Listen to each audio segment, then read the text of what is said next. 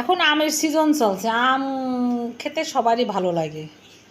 কেউ চিরা ভিজায়ে খায়, কেউ মুড়ি দিয়ে খায়, কেউ বা জুস করে খায়, কেউ বা আম দুধ করে খায়।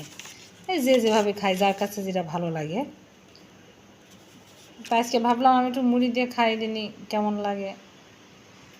তো আম নিলাম, দুটো নিয়ে মাখালাম। খাতে ভালোই মজা। আমে আসলে অনেক উপকার আছে, যা বলে শেষ করা যাবে না।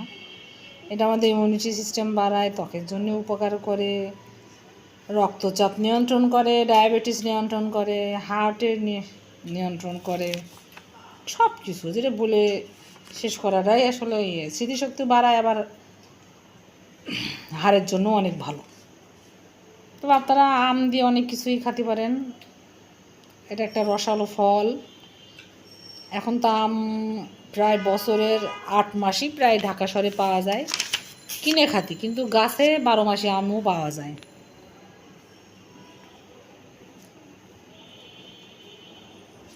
এছাড়া আম দিয়ে অনেক কিছু তৈরিও করা যায়।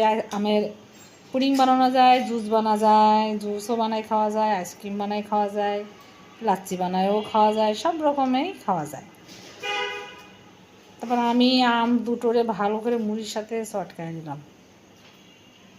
অনেক মিষ্টি, এত মিষ্টি যা বলার বাইরে। আসলে এগুলো প্রাকৃতিকভাবেই সুগার থাকে। ভালো করে দেখছেন তো, বা আমের রং বাটির রঙে এক হয়ে গেল, যে আসলে এই জন্য ম্যাচিং ম্যাচিং হয়ে গিয়েছে সব কালারটাই। তবে আমরা যখন এরকম মাখাবেন না, আমরা মুড়িটা বেশ মচমচে হওয়া লাগবে, তাহলে বেশ খেতে আরও বেশি মজা লাগবে।